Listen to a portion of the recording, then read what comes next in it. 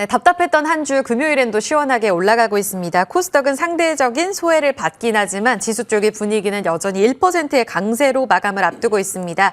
어떤 해석이 가능할까요? 뉴욕장과의 정반대 비동조와 해석 들어보겠습니다. 이청원 하이투자증권 스마트 PB센터 PB 차영주 MTN 전문위원입니다. 어서 오세요. 안녕하세요. 네, 시장 질문부터 안 드릴 수가 없겠습니다. 간밤 미국 증시는 스태그플레이션 우려가 부각되면서 하락했어요.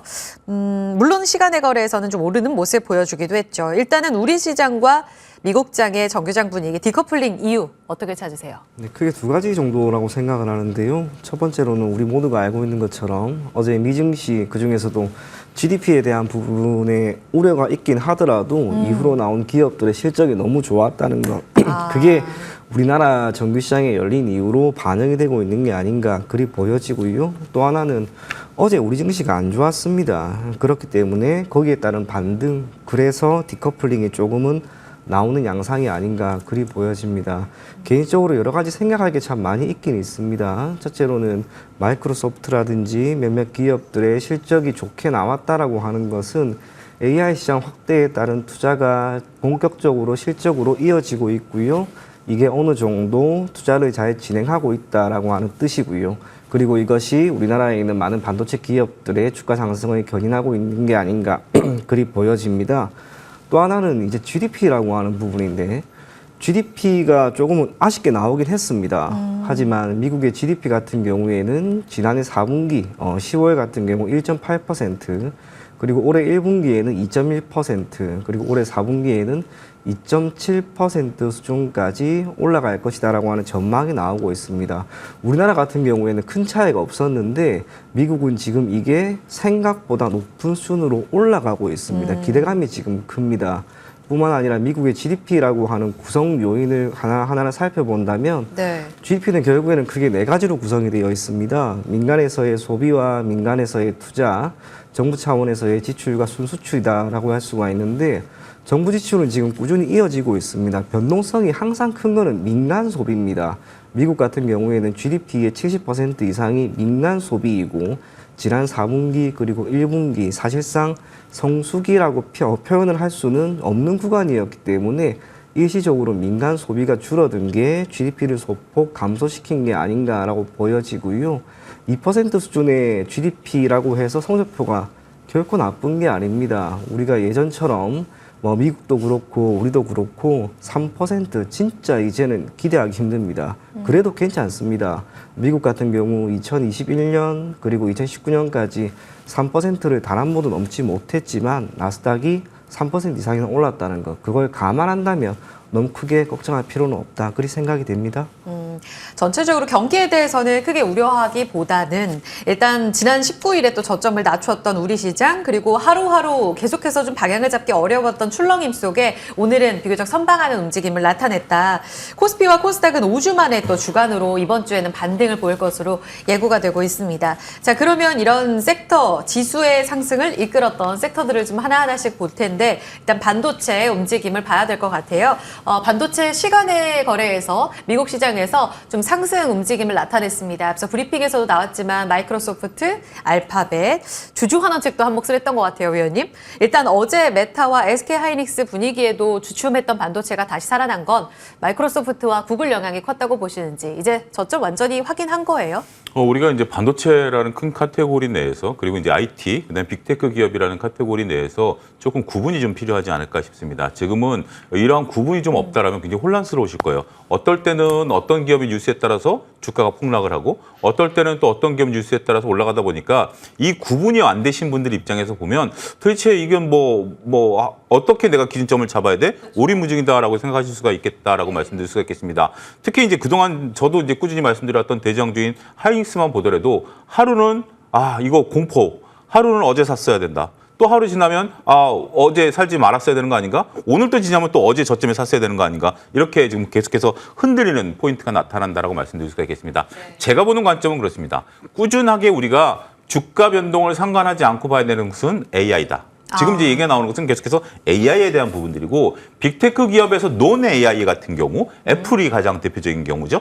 그다음에 이제 메타 같은 경우도 그렇고 이런 쪽은 논 AI가 관련된 줄은 변동성이 좀 있을 수 있다. 이런 것들을 좀 봐야 되겠고, 그 다음에 이제 그 PB님 말씀하신 것처럼 미국의 이제 GDP 성장률이 생각보다 저조했던 거 아니겠습니까? 여러 가지 해석이 가능하겠습니다만 일단 GDP가 꺾였다라는 것은 경제 성장이 약간 더디다라는 것에 대한 어떤 총체 아니겠습니까? 예. 그러면 그러면 결국 B2C 기업들 같은 경우는 좀 더 안타깝게 어렵겠죠. 대표적인 게 뭐죠? 애플, 테슬라 이런 것들이죠. 그렇기 때문에 지금은 그러니까 실적만 놓고 본다라면 지금 B2C 기업들이 상당히 좀 고전할 가능성이 있고요. 그렇지만 이럼에도 불구하고 B2B 중심으로 투자가 막대하게 일어나야 되는 인공지능과 관련된 부분에 대해서는 여전히 우리가 흔들릴 때마다 모아가는 전략 유효할 수 있겠다 이렇게 정리해드릴 수 있겠습니다. AI 성장 스토리가 일단 흔들림이 없다 말씀을 해주셨고 이 스토리가 계속 유지되는 한 다른 밸류체인 쪽으로는 좀 흔들릴지언정 이 중심만 잡아간다면 큰 흔들림 없다라는 말씀을 하셨는데 근데 그 밖에 있는 밸류체인 안에서 오늘 OLED가 또 좋았단 말이에요. 이 측면은 정말 순환매 하나로만 보면 되는 것인지 지금 보니까 오전에 강했었던 아바코, 야스, 동아엘텍 이런 건 다 윗꼬리가 달렸어요. 그런데 선익 시스템은 상한가를 또 잘 유지하고 있습니다. BOE 쪽으로 납품한다. 이 내용이 오늘 호재였는데 단기 반등에 그칠까요? 아니면 추세적인 상승이 가능한 재료라고 보시나요? 기업마다 조금 차이가 많이 있을 것 같습니다. 종목별로. 네, 예. 우선 오늘 이슈가 분명 있었습니다. 선익 시스템으로부터. 그게 해당 섹터 전반적인 훈풍을 견인한 게 아닌가라고 보여지고요. 큰 틀에서 보면은 결국에는 LG 디스플레이에 대한 긍정적인 리포트가 나왔고 실적 전망이 아직 여전히 흑자 기조는 아니나 적자가 소폭 줄어들 것이다라고 하는 그 점이 부각되면서 오늘 관련된 섹터가 소폭 움직임이 나오고 있다라고 보여집니다. 예. 그런데 해당 섹터가 최근에 계속 시장의 주도주로 자리 잡았던 적은 없었던 것 같습니다. 반도체도 너무 잘 갔고요. 이제는 전기차라든지를 기반으로 하고 있는 자동차도 괜찮을 것 같고요. 그래서 시장의 주도주로 자리 잡기에는 꽤나 힘들다는 것과 동시에 LG 디스플레이의 주가 흐름과 수급이 아직은 안정적이라고 평가를 할 수는 없습니다. 그래서 저는 개인적으로 투자를 한다면 오늘은 이슈에 따른 상승이다. 그 정도만 생각하고 여러분들이 대응하면 괜찮지 않을까 그리 보여집니다. 알겠습니다. 모처럼 만에 움직였던 디스플레이 장비 쪽의 물줄기 재료 자체는 긍정적이지만 이 연속성에 있어서는 종목별로 조금 차별화된 양상으로 지켜보자.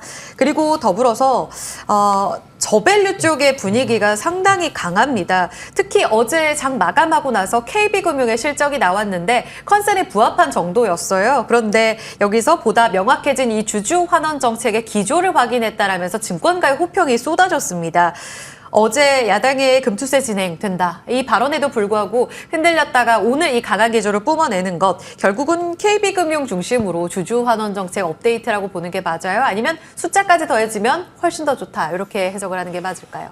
지금 이제 KB금융 중심으로 본다라면 뉴스 플로우들이 나오는 게 단기 이슈보다는 중장기 이슈입니다. 그러니까 이제 주주 환원 정책을 준다라는 것은 뭐 분기 배당을 주던 뭐 연배당을 주던 이거는 뭐 시간이 필요한 거고 금투세와 관련해서 이제 정부 이제 국회가 새로 열리게 되면 예. 이런 부분들을 또 유지하겠다라는 야당인 건데 아직까지 확정되지는 않았습니다만 어쨌든 증시에 있어서는 다소 부담이 될 수 있는 건 사실이죠. 뭐 네. 취지의 사실이긴 합니다만 더군다나 이제 우리가 5월부터 본격화될 PF 부실 문제라든지 아니면 지금 자영업자 대손 충당금 문제라든지 이런 재료들도 상당히 좀 중기적인 문제예요. 근데 이런 것들을 다 차치하고라도 지금 이제 이런 것들을 집중하다 보면 오늘 KB금융의 9% 상승을 쉽게 이해하기는 어렵습니다. 단기간에 9% 정도면 이거는 뭐 굉장히 가벼운 뉴스에 반응하고 주가 가볍다라는 거죠. 저는 오히려 이 부분에 중점을 좀 둬야 될 것 같아요. 호재와 악재가 있습니다. 호재는 우리가 이제 배당이라든지 이런 거지만 중기적인 거고 악재는 당장 다음 달부터 문제되는 이제 PF 문제 이런 것들이 악재일 수밖에 없는 건데 그럼에도 아직도 불구하고 발목 잡을 수 있다. 발목 잡을 수 있는 거죠. 지금 네. 이제 그럼에도 불구하고 KB금융이 이렇게 9%대에서 직전 고점을 뚫어주게 된다라면 이건 새로운 가격대가 형성될 수 있다라고 보는 거죠. 결국 이 힘들은 외국과 기관에 지금 달려 있다라고 말씀드릴 수가 있겠고 이 추세가 이어지게 된다라면 여전히 트레이딩 관점에서는 유효할 수 있겠다라고 말씀드릴 수 있겠죠. 하지만 이제 이것이 배당을 많이 준다 그래서 주가가 하루에 9% 뛴다? 이건 이례적인 겁니다. 그만큼 역설적으로 강하다라는 주가 움직임에 오히려 집중하면서 여러분들의 매매 전략을 수립하는 것이 좋지 않을까. 단 이렇게 급등을 좀 거듭하다 보면 아무리 배당을 많이 준다 하더라도 조정을 받을 가능성은 있어요. 하지만 지금은 조정을 예단하기보다는 단기 주가 급등에 따른 시세 편승하는 전략이 오히려 유효할 수 있다. 하지만 이게 올라갈수록 경계감은 점점 높여야 된다. 이렇게 말씀드리도록 하겠습니다. 당장 다음 주에 이제 가이드라인이 최종적으로 발표가 될 거다라는 내용 전해지고 있습니다. KB금융이 직고점을 뚫어내느냐 상당히 중요하다라는 말씀 주셨고 3시 직전에 지금 하나금융지주의 실적도 발표가 됐거든요. 순이익 기준으로만 말씀드리면 1조 340억 원으로 발표가 됐습니다. 역시 ELS 감안하더라도 굉장히 선방했다라는 내용 전해지고 있고요. 한 8천억 원대가 컨센, 9천억 원 정도였는데 1조 원을 넘겼다는 점 서프라이즈하다라고 볼 수 있습니다. 실적 발표 나왔는데 1시 구간의 고점이었었고요. 여전히 6만 300원의 움직임 이어지고 있습니다. 이 부분 반영 여부도 좀 더 체크가 필요하겠습니다. 자, 그러면 계속해서 실적과 함께 저밸류라는 틀 안에서 같이 봐야 될 자동차 쪽도 점검을 해봐야 되겠는데요. 어제 현대차 실적 발표 나왔고요. 오늘 0.6% 하락입니다. 기아는 0.7% 상승. 실적 발표 직후에 좀 급등했다가 2시 20분에 고점 나오고 바로 흘러내리는 모습 이어지고 있어요. 이청훈 PB님, 역대 분기 최고의 또 3조 4천억 원 이익을 발표했는데 컨퍼런스 콜 반영하면서 다 상승폭 반납합니다. 이 선반영으로 읽어야 될까요? 네, 저는 우선은 그렇게 보기보다 전반적으로 실적이 지금 잘 나왔다는 것에도 우리가 초점을 맞출 수 있습니다. 실적 발표가 있는 시점에 맞추어서 주가는 변동성을 보입니다. 그리고 잘 나온다 하더라도 그걸 종가까지 지켜내지 못하는 경우도 당연히 있습니다. 그게 오늘의 기아의 대표적인 움직임이 아닌가라고 보여지는데요. 기아가 최근 5개 분기 기준 가장 높은 수준의 영업이익을 보였습니다. 현대도 컨센 대비 소폭 약세이긴 하지만 그래도 잘 나왔습니다. 이게 의미하는 것은 우리의 현대와 기아가 해외 시장에서 판매량을 계속해서 늘려나가고 있다는 것이고요. 제품과 브랜드에 대한 인지도 또한 공고하게 만들어내는 게 아닌가 그리 보여집니다. 순수 전기차에 대한 판매량 그리고 이에 대한 성장률은 조금 더딥니다. 1분기 기준으로 8% 정도밖에 되지가 않지만 지금 현대와 기아 모두 하이브리드 쪽으로 조금은 눈을 돌렸습니다. 그리고 해당 시장 자체가 전년 동기 대비 대략 40% 이상 판매량이 늘었다는 것을 감안한다면 네. 여기에서 더 큰 수익을 창출하지 않을까 그렇게 보여지고요.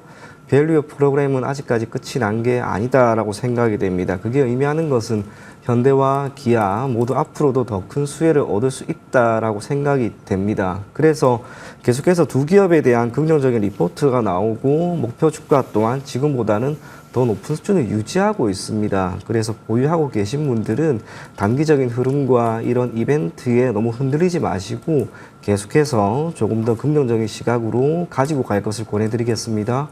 홀딩 알겠습니다. 일단 헤드라인뿐만 아니라 질적인 내용도 좋았다에 포커스 맞춰 보셔라. 지금 오늘 분봉상의 변동성에 너무 개의치 말자라는 말씀도 해주셨고요. 바이오 섹터도 점검하겠습니다. 오늘 종목별로 굉장히 좀 바닥권에서 올라온 종목도 많았고 주간으로 봤을 때 바이오 섹터가 그래도 선방하는 모습을 보여주기도 했습니다. 특히 그 안에서 HLB 그룹주, 이제 다음 달 리보세라닙 FDA 승인 앞두고 있습니다. 장중에 출렁임 딛고 그래도 일봉상으로는 5일선 타고 주간 상승을 보일 것으로 예상이 되고 있어요. 그런데 장중 변동성은 크네요, 차 의원님. 이제 아스코도 한 달 남았다고 하는데 왜 이렇게 변동성 클까요? 근데 지금 우리가 말씀하신 지금 어이제 앵커께서 말씀하신 모든 부분들이 다 이미 시장에서 알려져 있었던 부분들이고 이런 것들이 주가가 우리가 지지난달까지 크게 이제 올랐었죠.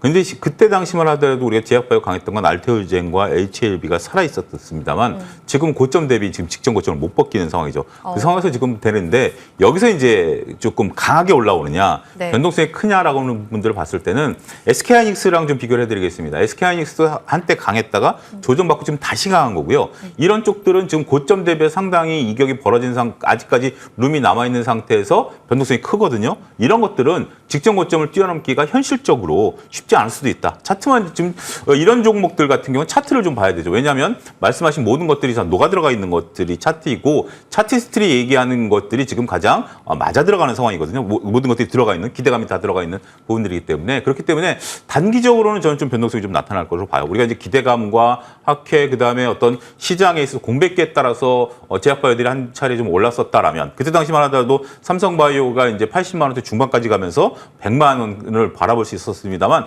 다시 80만 원을 하회한 상태. 그렇다고 해서 제약바이오 끝났냐? 절대 그렇지는 않습니다. 하지만 일단 지금 제약바이오가 기대감을 갖고 끌어올릴 수 있는 것들은 다 일단 끌어올렸고 네. 거기서 이제 수급이 그때 당시만 해도 수급이 일방향이었다라면 네. 지금은 여러 가지 이제 복잡한 변동성들이 있다라고 본다라면 일단은 조금 거리두기를 좀 하면서 좀 다시 봐도 되지 않을까. 서두를 필요는 없겠다 이렇게 말씀드릴 수 있겠습니다. 차연님 혹시 다음 주 FOMC 이후에 좀 방향이 잡히진 않을지 매크로 때문에 오히려 금리 인하 기대감 축소되면 아무래도 바이오 변동성 클 거라는 이야기 있었잖아요. 그럼에도 불구하고 4월에 조금 진정이 됐기 때문에 5월에는 FOMC 이후에 더 바닥을 잘 다지지 않을까요? 지금 우리나라 제약 바이오들 중에 이제 특징이 뭐냐면 지금 이제 우리가 말씀드렸던 FDA 승인, 그 다음에 매출, 그 다음에 신약의 개발 이런 부분들은 금리와 연관성은 그렇게 높지는 않거든요. 근데 우리가 단지 도식적으로 보게 된다면 금리와 제약 바이오가 민감하다라는 부분들은 돈이 막대하게 들어가는 기업들이에요. 네네. FDA 승인을 받아서 물건을 파는데 금리랑 무슨 상관이 있죠? 그러니까 예를 들면 이런 겁니다. 그러니까 여러분들이 단순하게 우리가 기존에 쌓아왔었던 내피셜 경기가 구리 가격이 올라가니까 경기가 좋아진다라고 얘기하시는 분들이 있는데 지금 미국 GDP도 꺾였죠. 중국 경기도 꺾였는데 구리값은 올라가는 거죠. 알고 보니까 전선 때문에 올라가는 거거든요. 그러니까 지금 우리가 어떤 사건이 벌어졌을 때 단순하게 생각 없이 과거의 내피셜을 따를 것이냐 아니면 과거의 내피셜이 있다 하더라도 그것이 맞느냐 아니냐 다른 게 있느냐라는 검증하는 게 필요하냐라고 봤을 때는 지금은 시대가 빠르게 변화하고 있기 때문에 그러한 검증을 통해서 원인을 정확히 파악하려고 하는 노력 단순하게 도식적으로 A면 B라고 봤었던 것들은 시대에 따라서 언제든지 변할 수 있다는 것을 인식하셔야 되지 않을까 싶습니다. 알겠습니다. 바이오 정리해봤고요. 전력 설비 쪽 보겠습니다. 오늘 장중에 이 흔들림 없이 꾸준히 고점을 돌파하는 힘이 대단했습니다. 특히 보면 가온전선이 오후장에 고점 더 높이면서 직고점 뚫었어요. 4월 12일에 고점 나오고 사실 그래도 한 열흘 정도 쉬어가면서 이제 꺾이나라는 의문점이 있었거든요. 근데 오늘 낙폭 만회와 함께 직고점 돌파하는 힘을 보여주기도 했습니다. 뿐만 아니라 일진전기, 재룡전기도 신고가, 변압기 쪽도 다 좋았어요. 바이든 대통령의 5년 계획, 41조 투자 어마어마하지 않습니까? 이 내용에 오늘 반응을 다시 한번 했다라고 볼 수 있는 건지 결국 우상향 사이클은 여전히 살아있다고 보세요? 네, 저는 그렇게 생각을 합니다. 우선 이슈에 따른 주가 상승은 확실히 맞다라고 보는 게 맞고요. 중장기적으로 지금 이 인프라 구축이라고 하는 게 지속적으로 관련된 기업들에게는 매출액을 증가시킬 수밖에 없는 그런 변수입니다. 그런 가운데 대한전선이나 대원전선이나 가온전선 같은 경우 지금 실적이 최근 2년 동안 영업이익 기준 10배 이상 올라간 그런 기업도 있는데 주가는 직전 2019년 정도의 고점을 여전히 돌파하지 못했습니다. 실적이 이렇게까지 나아졌는데 주가는 여전히 낮은 수준을 유지한다면 저평가 매력도가 더욱 부각된다는 점에서 주가 상승에 우리가 더 베팅을 하는 게 맞다라고 보여지고요. 중장기적으로는 꽤나 괜찮지 않을까 그리 보여집니다. 다만 단기적으로는 대응을 잘해야 될 겁니다. 오늘 신고가가 다시 한번 나온 몇몇 기업들은 이제 내일 시가는 조금 올릴 수 있다 하더라도 이후 이슈가 소멸되었다는 점에서 주가는 밀릴 수도 있습니다. 그러면 생각보다 우리가 보유하는 기간이 길어질 수 있다는 점에서 단기적으로 대응을 할 수 있다면 정말 짧게 보고 들어가고요. 그게 아니라면 중기나 장기적으로 조금 긴 시간 호흡을 가지고 투자를 해나갈 것을 권해드리겠습니다. 네, 단기적으로는 기민한 대응이 정말 필요한 섹터다. 물론 좋긴 하지만 또 중장기 사이클도 워낙 좋기는 한데 대응 자체는 좀 기민한 대응이 필요하고요. 완전히 자신이 없다 싶다면 아주 긴 호흡으로 접근하는 것도 답이다. 마지막으로 조선 가보겠습니다. 이 슈퍼사이클 안에 전력설비, 반도체 그리고 조선 이렇게 같이 이야기를 많이 하시는데 오늘 조선주 HD, 한국조선해양 다시 한번 신고가를 썼습니다. 오히려 삼성중공업, 하나오션의 바톤을 받아서 실적 내고 더 강한 모습을 보여주고 있습니다. 4개의 분기 연속 흑자 나왔고요. HD, 현대, 미포도 적자 많이 줄였습니다. 결국은 HD 그룹주로 조금 더 시장에 관심이 모아졌는데요. 이 안에서의 HD 그룹 주로의 쏠림 현상 계속 여기에 기회를 보고 계시는지 아니면 조선주 전체적으로 다른 포인트로 종목을 보고 계시는지요? 일단 지금 이제 우리가 HD 그룹주들 같은 경우 HD 현대 마린솔루션이 이제 지금 공모주를 하죠. 그렇게 된다면 이제 자금 사정이 좀 원활히 돌아갈 수 있는 부분들인데 이 부분을 잘 우리가 한번 계산을 해봐야 된다라고 좀 말씀드릴 수가 있겠습니다. 이 IPO가 이제 들어온 것이 시장에 긍정적이냐 부정적이냐라고 봤을 때 HD 현대그룹주들한테는 긍정적이죠. 왜냐하면 자금 사정상 그렇습니다. 그렇지만 수급과 종목 사정상으로 보면 꼭 호재냐라고 보면 이건 또 결이 다른 거죠. 왜냐하면 지금 여러분들 HD, 현대, 마린솔루션 물론 이제 조선 제조업체, 일반 제조업체와는 좀 다릅니다.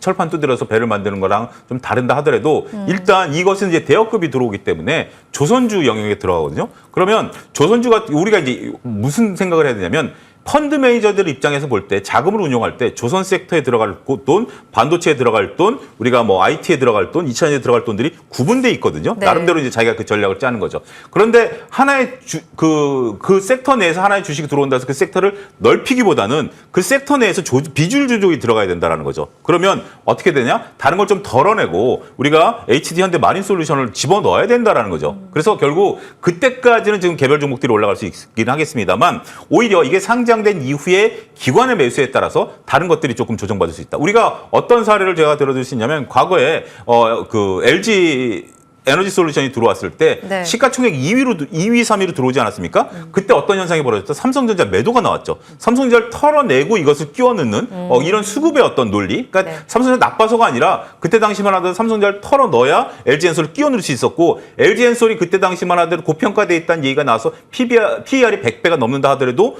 시가총액 2위니까 선물 매매를 무조건 끼워 넣어야 되는 거잖아요. 그 수급이 무서웠죠. 우리가 지금 MSCI라든지 이런 지수에 들어가는 것들이 뭐죠? 수급 논리 아닙니까? 이것도 수급 논리로 보셔야 될 것 같아요. 수급 논리로 우리가 이 IPO 이후에 수급 논리가 발생한다는 점에 있어서는 조선주는 일단 긴장도를 좀 높이자 이렇게 말씀드릴 수가 있겠습니다. 오, 알겠습니다. 수급의 손바뀜, 유동성 자체가 좀 제한적인 시장이다 보니까 이런 수급의 손바뀜의 움직임에 따라서 좀 영향력을 행사할 수 있다라는 측면 참고해 보도록 하겠습니다. 두 분과 함께 금요일장 정리해봤습니다. 두 프로 보내드릴게요. 이청원 PB 차영주 전문위원이었습니다. 두 분 고맙습니다.